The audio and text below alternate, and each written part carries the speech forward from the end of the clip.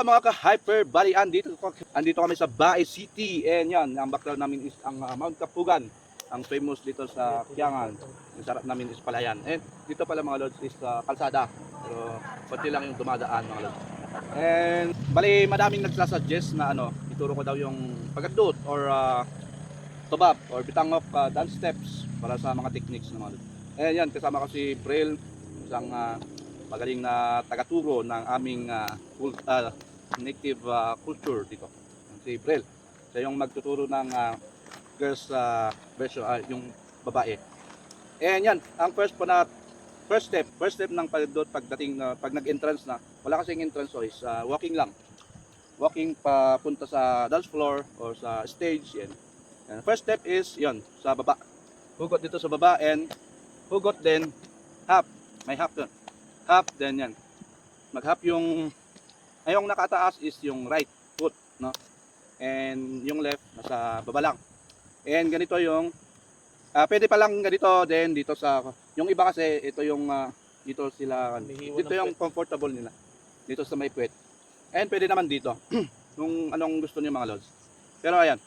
First is 1 hugot dito, 1 and 1 2 3 down. 4 counts na mag-half kayo ng 3 beses, then yung pang-apat, then ito yung parang kick. Doon sa lang sa baba.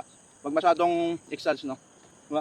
1 and 1 2 3 4, 1 2 3 4, 1 2 3 4. Tatlong sets. 'Yon mga lods, no?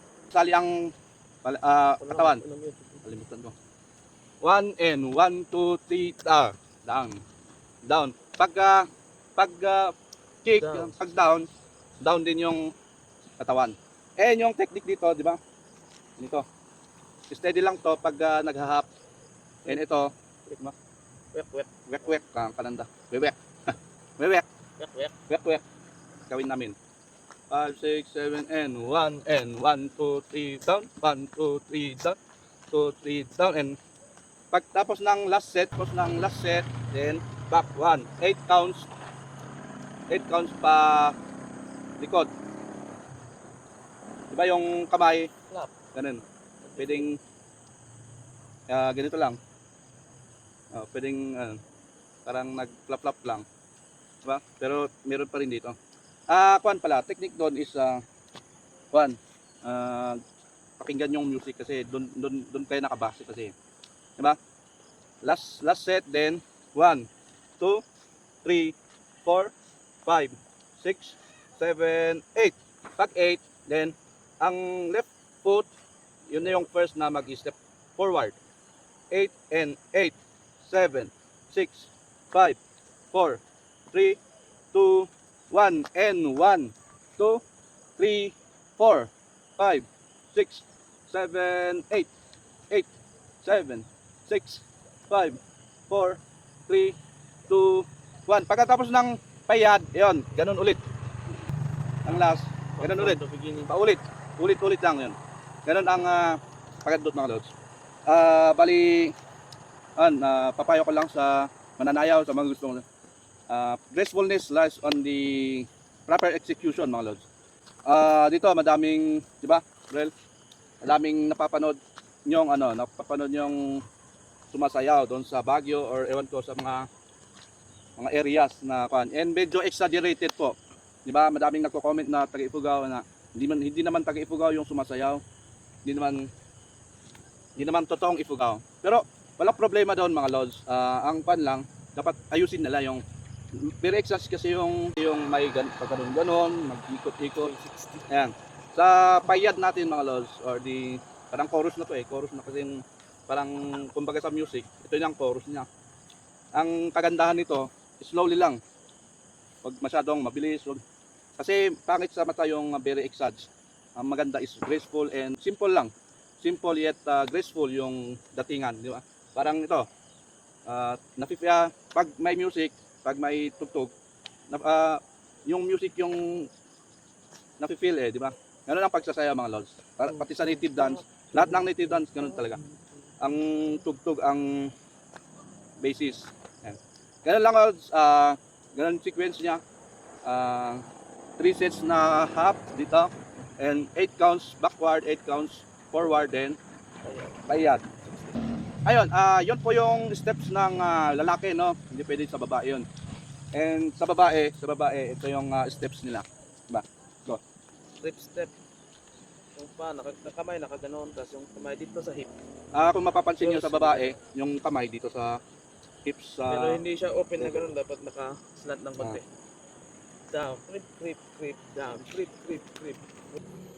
Down, creep, down, creep, down, creep, and 1, 2, 3, 4, 5, 6, 7, 8, 7, 6, 5, 4, 3, 2, 1, then creep, and 1, 2, 3, 4, 1, 2, 3, and 1, 2, and 3, and 1, and 1, 2, and 3, and 1.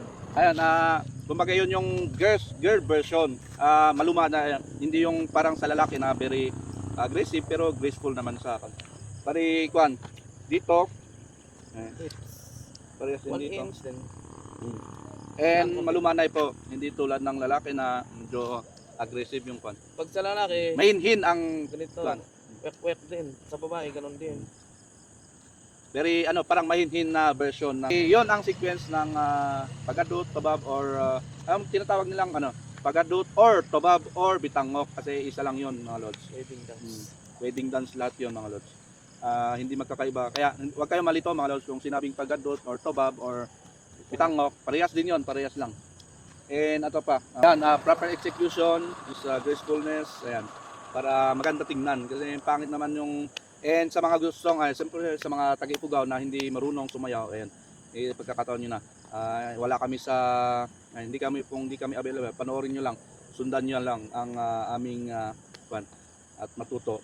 I am encouraging na lahat ng taga-Ifugao or, siyempre, I am encouraging na lahat ng taga-Ifugao is matuto sa ating native dance. Kasi pagpunta nyo sa labas ng outside Ifugao, ayan, at least pag may nagtanong mga lods na may nagtanong sa ating native dances, alam nyo yung sinasagot nyo at alam nyo ipakita, alam nyo ipa-example ganun. Kasi pangit naman kung sabihin yung galing kayo sa Ifugao, very proud pa kayong magsabi na oy taga Ifugao ako, pero pag tinanong na ano yung patutubong sayaw nyo, hindi nyo man lang kayang isayaw. Ganun ang advantage niya sa although we are in a modern era, ayan, mas magandang lahat tayo, mostly sa atin or siyempre lahat na 100% alam yung katutubong sayaw natin. And advantage din yon pag may kasalan na pag may pupuntahan o bibisita kayo sa kasalan, alam nyong sayawin ng mga katutubong. Alam nyong mai-differentiate kung ano ang pagadot, ano ang dinuya, ano ang hinggatot or ayangan. Yan ang Kaya I am encouraging to learn our native dances mga lods. And ayan, unahan ko na yung baka may mag-comment ulit na bakit hindi kami naka-native attire. Ayan, wala po sa pasuotan ang pagsasayaw mga lods. Because we can execute well with or without wearing our bahag, di ba? Diba? Yan, di native attire. Ganon yung kagandahan. Kung marunong kayo, hindi na problema kung hindi kayo nakabahag or nakawano. Kasi kaya nyong i-execute kahit